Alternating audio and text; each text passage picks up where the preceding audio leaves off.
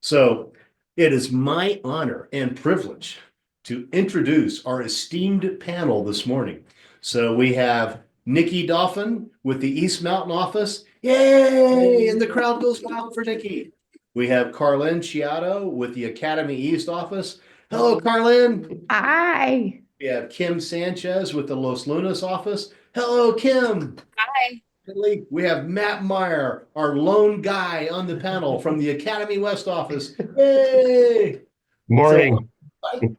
and I want to thank you very, very much for volunteering to do this because it's always to me, it's much more important for everybody to hear from their peers who are actually out there in the field doing this every day, as opposed to the old dude here that you go, oh yeah, right, Carter, you haven't sold a house in 20 years. What do you know? So I really, really appreciate you all coming on. Um, Now, the way I want to handle this is this, and I probably should have told you this in advance, but I'll just go over the rules right now. Not really rules, suggestions. I don't necessarily need for every one of you to answer every question, especially if I throw a question out there and you're like, oh, geez, I don't know, or that doesn't apply to me, or I don't do that, or I don't have a good answer. So I'm going to go kind of a little round robin volunteer method. So you can raise your hand and wave at me, and I'll call on you. You can just jump in and start talking, and I'll call on you. And you can just say you can just sit there really quiet, like a little mouse, and I'll know not to call on you. That's a question that you're just not keen on, which is perfectly cool.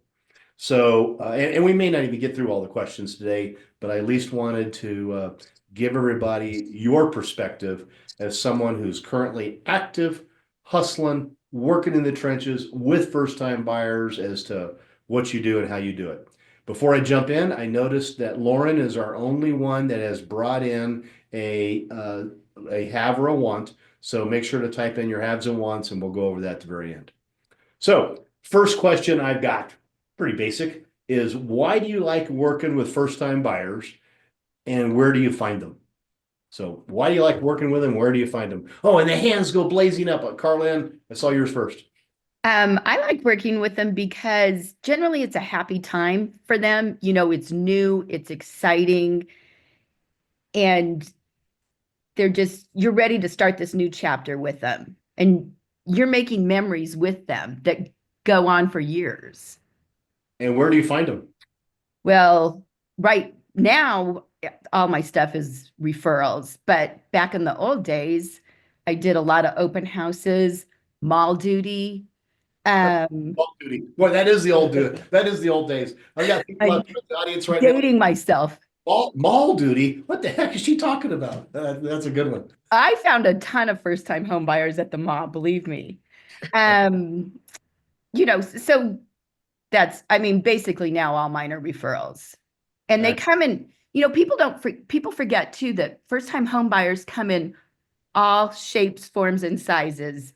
That last year I did people in their early 30s to 60s. Wow. Yeah. And price range was 300 to 1.2. So, Oh, wow. yeah, you don't know what That's your first timer is going to look like. so, Nikki, same question. Why do you like working with them and where do you find them? Yeah, I was going to say some similar things to the first person, but honestly, I do think it's an exciting time. I mean, real estate has a lot of different facets that go into it, from like people that are dealing with deaths all the way to like loss of jobs, so there's hard times. But with first-time home buyers, it's almost always like really joyful. So I love the breadth of dealing with and, being able to be there for people during hard times. But I also really like when it's the happy times too, and everyone's really just like everything is exciting, and they want to listen to all the paperwork. I mean, who wants to listen to all the paperwork? But first time home buyers usually do, so they're very enthusiastic. So I definitely agree. As far as where I find them, I'm actually newer in the business. I'm under 5 years. I'll be 5 years this summer. And so I actually do get a lot of referrals now, but I really have gotten a lot of first time home buyers from open houses. That's really my main source.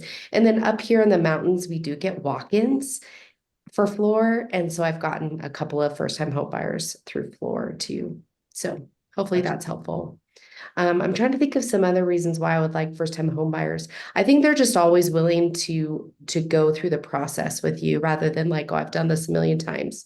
And you have to kind of convince them to, no, I have to go through the paperwork with you before you sign it. I must, you know. So I Yeah, like that. they're very compliant. And Hmm. they're excited. They're like little puppies, you know. So there's Yes. Yeah. Kim or Matt, your option. Matt, okay. Hey, good morning. In the beginning of my career, I enjoyed working with first-time homebuyers because I knew just a little bit more than they did. So it gave me I felt more comfortable with the new people. Um, I enjoy sharing knowledge and teaching clients about the entire process. And I love teaching them about financing and title and negotiations, inspections. And I really love getting them into that first wealth building home because that is the key to building true lasting wealth. And once you own your first home, it's all downhill from there. You can upsize and just build wealth throughout the rest of your life. Um, so that's why I like first time home buyers. Excellent. You know, I saw that on the internet the other day. It was a crazy statistic. The average homeowner's net worth in America is $400,000. The average net worth of a renter in America is $10,000. And I was like, boy, that says it all. Yeah. Kim, I see you nodding. Yeah, the other thing that hasn't been mentioned here is that so many people have a dream of home ownership, and so one of the best things about working with first-time home buyers is you're literally making their dream come true. That is cool. It's a good feeling, isn't it? Yeah. So, next question. What are the biggest challenges to working with first-time home buyers, you know, for them, and how do you help them overcome those obstacles open to anyone? Kim? So some of the biggest challenges with first-time home buyers are like sometimes their price range. A lot of times I know that they can be in those higher price ranges, but especially when they're young, they're in lower price ranges. So it's hard to find homes for them. And then when you do find homes, there's a lot of competition out there. So what I do to help them overcome is that I'm using all my resources to help them find homes. So we're looking at new builds, we're looking at FSBOs, we're looking at MLS, just every resource that I have to help them find homes. And then as far as dealing with competition, we're writing really strategic offers to just make that as competitive as possible, make our offer look better than the other offers that are coming in, and that has to do with the offer being really clean, and then looking at different things that they can do to make their offer more attractive. Nice. Nikki? Saw your hand go up.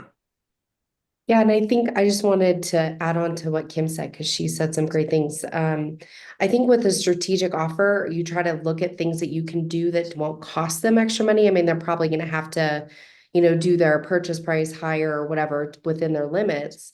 But then you can also try to go with a shorter close, or if the sellers want a longer close or whatever it is. Like, I try to Oh, we think of lost you. ways that. Okay, sorry. Oh, I'm back. Okay.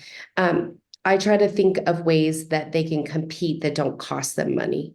And then of course there's ways that they'll have to probably pay, but definitely, and I was talking about just different close dates or doing what the seller needs or whatever. But competition is pretty hard at the lower price points. Also, another thing I really like to do is I love our soon to market list, because if I'm scouring that, then I can see stuff that is not on the market yet, but I'm allowed to show.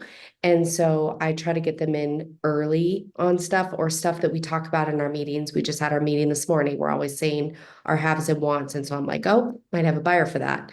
And so that's something that I think is a great thing we have with our company. Excellent. So next, how do you educate first-time buyers about the process and get them to have realistic expectations? What does that look like? Do you have an interview with them up first? Do you talk to them, Carlin? Well, so you generally it's a phone call first. And so then I do some question type stuff, Mary Kay always likes to say I was ninja before ninja was cool. Ah. That, and then I have a really, I don't know if I'd call it intense, but a buyer consult with them where they'll come into the office, we'll put up MLS on the big screen, we'll go over my buyer book, just so they kind of know, we'll go over all the steps. And then I always tell them, we're going to go over this again too, but just so you have an overview, I just like to give them as much knowledge and education as I can. So they feel like they're really informed. And I always tell them the better you know, the better decision you make. Um, and so I think it's just, and it's a lot of hand holding. Right. And and they want it, mostly first time buyers too. They want you to know you're going to be there to hold their hand.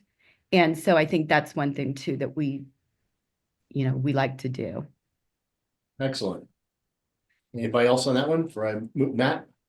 Yeah, I too, like Carlin, I do have an in-depth buyer consultation. It usually takes about 2 hours more Yeah. if we really get talking about things. But I think it's a wise investment on the front end versus spending hours later throughout the transaction educating them on each phone call about each step of the process. So I lay a good foundation in the front end. I go over a sample CMA with them. We talk about inspections. I have a Yep. cost worksheet so they know what to expect as far as, what do inspections cost? How much is an appraisal? What are closing costs? What does that look like? So there's no questions later on. And, like Carter, I also use the Ninja buyer process sheet. I did that before I took Ninja. Our QB at the time handed it out, and I thought, oh, this is gold. And, I didn't have money to take Ninja, but I used the process, and boy, there's a lot of wisdom in that. And 8 years later, I still do that. I like to explain the current market conditions and what to expect. We talk about offer strategies. Um, we look at the MLS in the office too, and this is actually very valuable because I teach them how to use the portal, how to check documents in each listing, and we talk about listings. And actually, I've pre-looked up a couple listings that I think would fit their criteria, and when we go over the listing, we look at the pictures and we talk about it, and it's really cool because you get live feedback with your customer Mhm. versus just sending them a drip via MLS. We're actually talking about listings in my office without actually having to drive and go look at homes or have a phone call.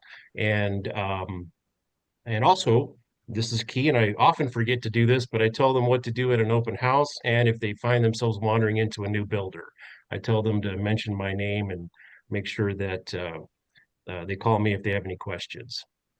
Smart. So you, you coach them all that up front. And I'm sure everybody else, well, maybe not everybody, but I'm sure a lot of people in the audience were taken back like me when you said, yeah, this can usually oftentimes go for 2 hours or longer. I was like, holy cow. Now that is a very thorough buyer interview. But I've got to think that it's like this investment, because if you make that investment in them, and they make that investment in time back to you, it establishes loyalty. It establishes the ground rules from the get-go. And then when you get deep in the middle of the transaction, or, sometimes what, it's like the firefight, and trying to beat out the other offers and what all's involved, they already have a nice setting in the back of their mind of, oh, Matt told us about this. He told us to expect this. So they're already pre-prepared. That's And when I first sit down, I do tell them, I say, look, how much time do we have today? Because I want to respect your schedule and your time. And they say, oh, we're off the rest of the day. And I say, oh, great, this will only take about 4 or 5 hours. And then we joke and laugh. And I say, this is your time. I'll give you as much time as you need. We'll go over the information. So kind of turned into a joke. That's excellent, buddy. I had somebody last week tell me that it really built up trust with them. And I think that's the huge biggest thing, is that when they trust you, it makes it so much easier. Yeah, because you're having to give them advice sometimes that they may have a hard time accepting, like you need to go in over list price.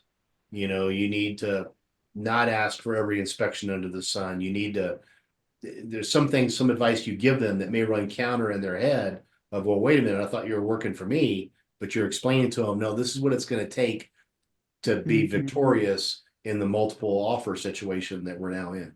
So nice work. Anything else on that? I'm going to jump to the next question. Okay, so next one is, how do you, when this may have already been answered, how do you handle their common fears or hesitations, such as affordability, market conditions, buyer's remorse? Oh gosh, maybe we should just wait. Maybe now's not the right time.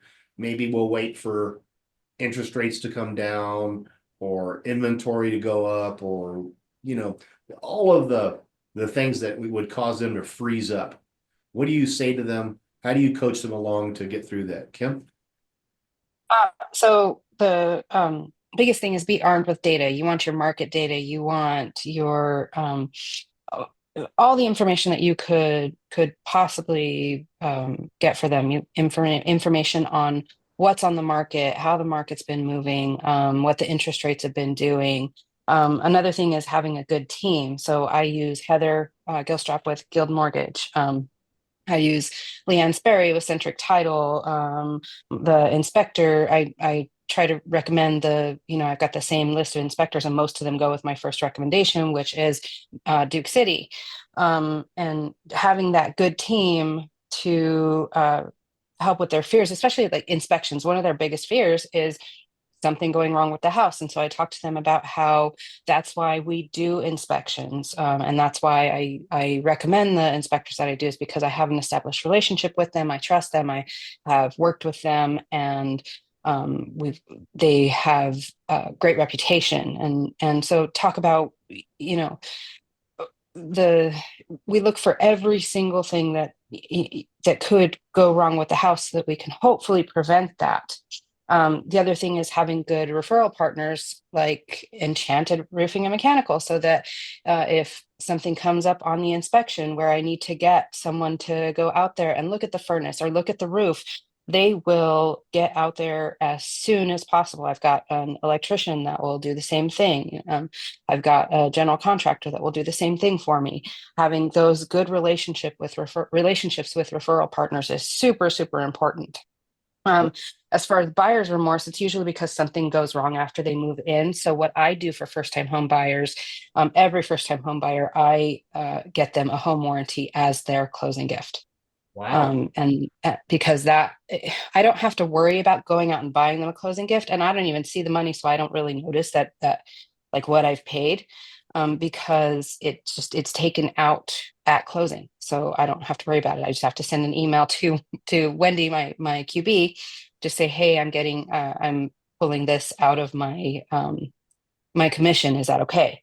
And then talk to them about the realities of home ownership, especially if they've been renting or they've been living with family. Someone else has been doing the repairs on wherever they've been living.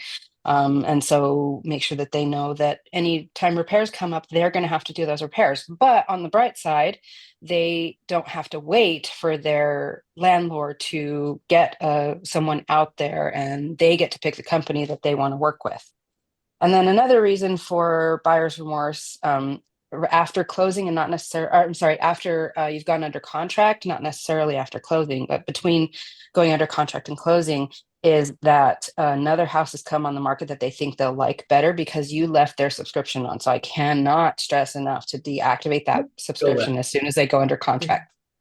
That's a great point. You know, I love your point of you basically you have a team. You know, most of the agents that work for our company are lone rangers. They're out there hustling every day and they're doing every activity by themselves. You know, they might have a part-time TC or something that they send something off to, but everything is on their shoulders. And what you have really demonstrated and reminded people of, hey, you have this team. You've got your guild loan officer, and you've got your centric title person, and you've got your Duke City inspector, and you've got your electrician, and you've got the enchanted roofing, and you basically have this enormous team supporting you, and you go to them to help you. So wonderful, wonderful reminder of you do and can build a team of Mhm. professionals around you. So good job on that. Nikki, I Thank saw you. you. Yeah, I think one of the things that Kim really expressed was confidence too. And I think when we show that confidence to our clients, all of them, but especially first-time home buyers, like, listen, I'm going to walk you through all of this and you're okay. Like, we're going to have issues, we're going to have problems, but there's going to be things that come up that we have to problem solve. But I'm with you. So I'm a mom of 6 kids, and my kids are always looking to me like, what are we going to do in this situation? And so I kind of liken it to that. Like, what do the parents are in charge, right? And so I'm not the one that makes the decisions as far as real estate goes. So it's not exactly the same. But if I'm exuding confidence through all of my resources and all the different people that I work with, then I think that everything goes a lot smoother, especially with first-time home buyers, because they know that I know what I'm doing and they're going to be okay. So I wanted to add that. So Kim really expressed it in all the ways she does that, but it's really about confidence in our process. Boy, Nikki, you just reminded me. I remembered the back of my head that you had a bunch of kids. I forgot it was 6. And so now I know why you're such a good realtor. You are the queen of multitasking. When you can handle That is 6 true. first-time buyers are a piece of cake. Yeah. Yeah. Anyways, yeah. And they're all mine. I do that. Yeah. So Wow. Great job, Nikki. Great job. Matt, I see you smiling big time. Did you have something to add, or was that just Yeah, a so, obviously they're filled with some fear and hesitations, and we need to address those and empathize with them. But I start with talking to them about why they want to buy a home. And it's not always the same reason, Me personally, we bought our first home because our landlord wanted us to get rid of our dog. So that was a huge life event. So we said, we're buying a house. But we talk about their current rent. I asked them, "Are you okay if I ask how much you're paying for rent?" And then I get that amount, and then I ask if they're comfortable. Does that fit into their budget? And then that gives me a baseline amount that I can reverse engineer into a price, so I can figure out how much can they afford, really, uh, with their own personal perception. Of course, the lender's going to confirm that. But by the time I'm talking to them, they've already decided that, it's a good idea to buy a home. They usually know that they wish they bought sooner. Hopefully, by this point, they've been saving money and working on their credit. And usually, it's a life change that has prompted them to buy a home at this point. But what I do is I show them the historical appreciation of homes in Albuquerque for the past 30 years. We talk about what happened in 2007 and why that's probably not going to happen now, because we also have to overcome what they're hearing in the media and on TV, and all these bad news reports that this is not a great time to buy. It's the worst time ever. The market's going to crash. So I do have to confront those headwinds. I let them know that they're going to get inspections to make sure they're not going to buy a money pit, that they're going to have that assurance. I also let them know they're going to get an appraisal. A third party person is going to confirm that they're not overpaying for their home. So all of these things build their confidence and relieve their fears. I also show them a buy versus rent report and show them how much wealth they're actually going to build. And then I explain the housing shortage and growing household formation and how that impacts demand and how that's going to impact the future. So by the time I'm done with them, I always joke that you're going to have a PhD in real estate. So, and they laugh and they love it. So knowledge, education is key. Matt, now I can see why you decided to wear more than one hat in the biz and go to work for the Real Estate Academy as a pre-licensing instructor, because you are a natural teacher, and you can just tell you've got a passion for that and you enjoy. Because with first-time buyers, you're like you said, you're like a teacher. You're Yeah. teaching, how to go about this, how to tackle it, why it's important to their future wealth building. So excellent job, buddy. Everybody on this panel today, one of the things that really excites me is that every one of you really have a servant's heart. Every one of you are helping first-time buyers for the right reasons. And every one of you really take to heart, and I can tell you absolutely take to heart that you just want to do the very best job for them and put them in the very best position possible. And I believe people can feel that. I believe they can feel your sincerity. I believe they can sense your passion. And that, to use the term that you were using earlier, Nikki, that builds that confidence. And it builds that confidence in the first time buyer that they've chosen the right broker to work with because you've got their back. And man, it comes through. Okay, so what's the best parts and the worst parts about dealing with first-time buyers? Carlin? I think the best part is just what we've been talking about, is that their excitement in the new chapter. And I think sometimes the worst parts are their zeros. Everyone has zeros. They're just different zeros. $1,000 to a new buyer is a lot to some new buyers. And Oh, I then, lost your volume for a second there. can you hear me now? Is that on our end? Shouldn't be. Can you hear me? Okay, let me have one of you guys, other guys speak. I can hear her. Oh, you Hello? guys, oh, I couldn't. Yep. Oh, it says my internet connection is unstable. Stabilize me, Aaron, stabilize me. Okay, I think we're back. Carlin, go ahead. Okay, so anyways, that sometimes, $1,000 for a new buyer on a repair is a lot, whereas, somebody that's on their third, fourth house, that $1,000 is nothing. So, so sometimes you just got to overcome those little obstacles. But in general, I think they're great. I like the way you put it. There's zeros. For a second, it took me a second to understand. Like, what the hell is she talking about? There's zeros. Now I get it. Yeah, they can handle less zeros than some. Everyone has problems. Their zeros are just different. That's not trademarked. I'm going to use that one. I like that one. Go ahead, feel free. That's great. I noticed that Kara Rooney raised her hand. I don't have a raise hand thing on this, but I saw that you did that. So if you want to type something into the haves and wants section under the Q&A, if you've got a question or anything, I'll be happy to pass it along. Anybody else on that one? Okay, I think we know the best. What's the worst? Kim? Dealing with disappointment when their offer isn't accepted or something goes wrong. Oh, yeah. And the big thing about dealing with, like, especially in the ORR process. So we know, when the offer isn't accepted, it's best to be positive and to go back to your list and go back to the house that you've been looking at, and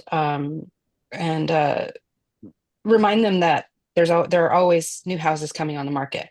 When you're in the middle of the ORR process, sometimes that's a lot of times that's more difficult, especially like they send their repair request, their ORR to the seller, and you hear back from the other realtor that the seller's not going to do any of their repairs or not going to do their most important repairs.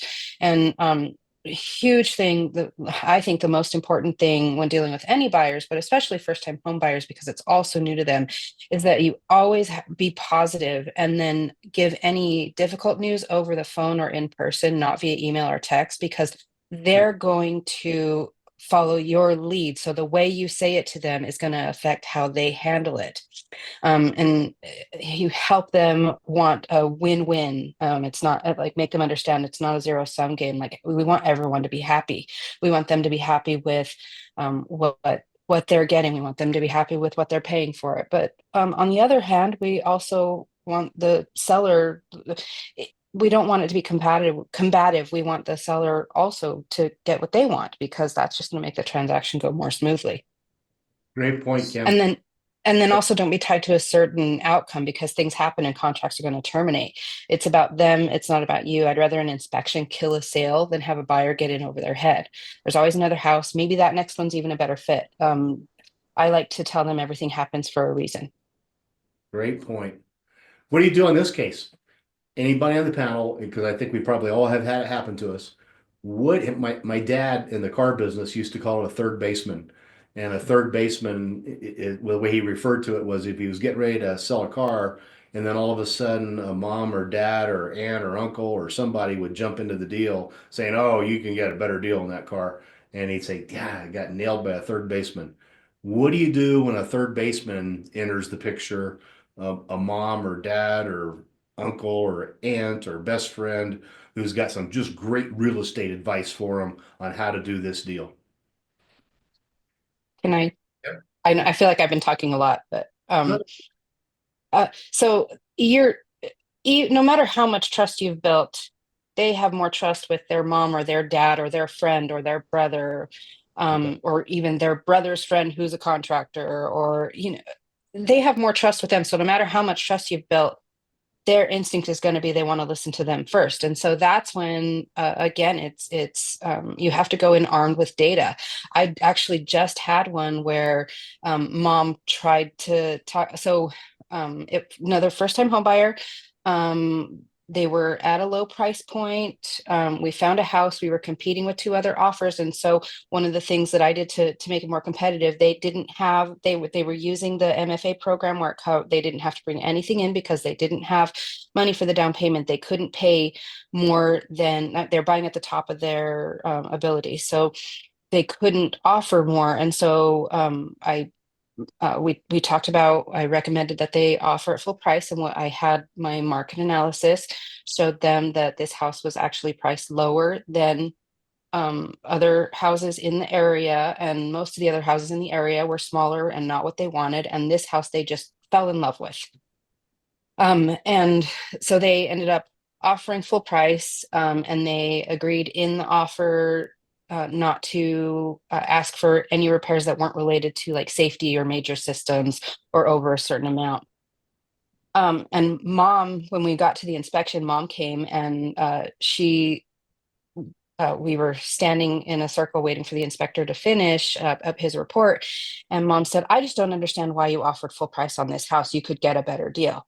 And so I pulled up on my phone my market analysis and showed her where the other houses were selling for higher prices and higher price per square foot. And just was able to talk to her, showed her where the other realtor said we've got two other offers. And we talked about how this house immediately, as soon as they saw it, this was the house they wanted. And so I just said, I asked them how would they feel if they lost this house, and they were going to be really upset. And I said, so that's why I recommended that they offer full price on this house. And so just, having that data, and then again, having good relationships with people in the industry, the experts in the industry, so that if dad says, well, I don't know, I think that foundation has issues or the roof has issues, you can go to your experts. You can get a report that says, no, the foundation doesn't have issues or the roof doesn't have issues.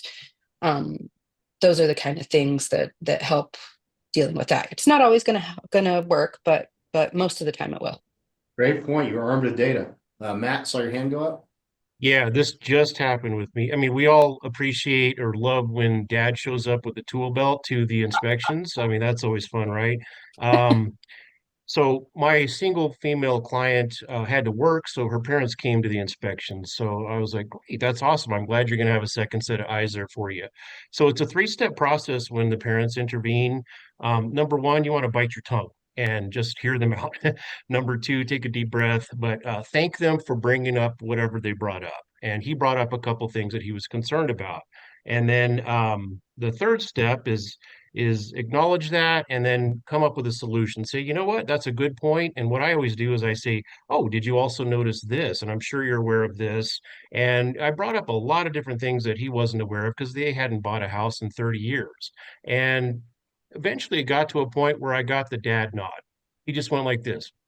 And then he disengaged for the rest of the process. So he knew that his daughter was in good hands at that point and he could relax and step away. And once you get the dad nod, you know you're good. So again, education, be compassionate because honestly, they trust their parents or whoever's else in their life more than you. That's who they know and trust and love. And you have to acknowledge that they're going to listen to that person. But prove your worth and share your knowledge. And oh, good story too. Good ending. I ended up listing the parents' home, so that's coming on the market soon. So it was a good story. Nice. The ultimate. Okay, so last question. And anybody can answer this or nobody. Any funny first-time buyer stories that has happened to you, Oh, I've got one. Carly? So we were out on this, so the sellers were home. They had to be home for the showing. So we're out on this balcony because the seller wants to show us how great the view is. And his 5-year-old locked us out on the balcony. And he's like making faces through the window, and the dad's like screaming down to the mom, and she can't hear because it's winter and it's freezing out on the balcony, and the little boy's like doing a dance and sticking his tongue out. Anyways, we finally got in, and so when the other agent asked for feedback, I said, I don't think the sellers should be home.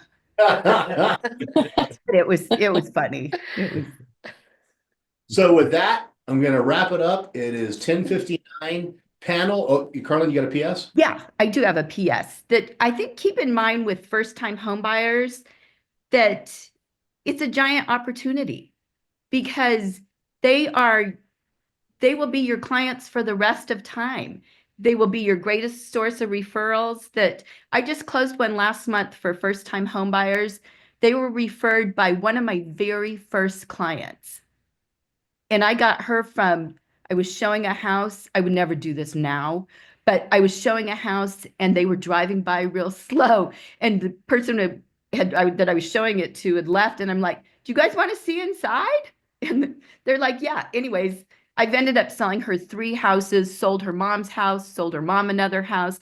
She's a great source of, so they'll be with you forever. That's a great point ended on. Thank you, Carlin. Yep. Carlin, Kim, Nikki, Matt, spectacular job. Thank you so much for sacrificing an hour of your time to visit everybody. I got a lot out of it, and I'm sure everybody else here in the audience got a lot out of it. Thank you, thank you, thank you.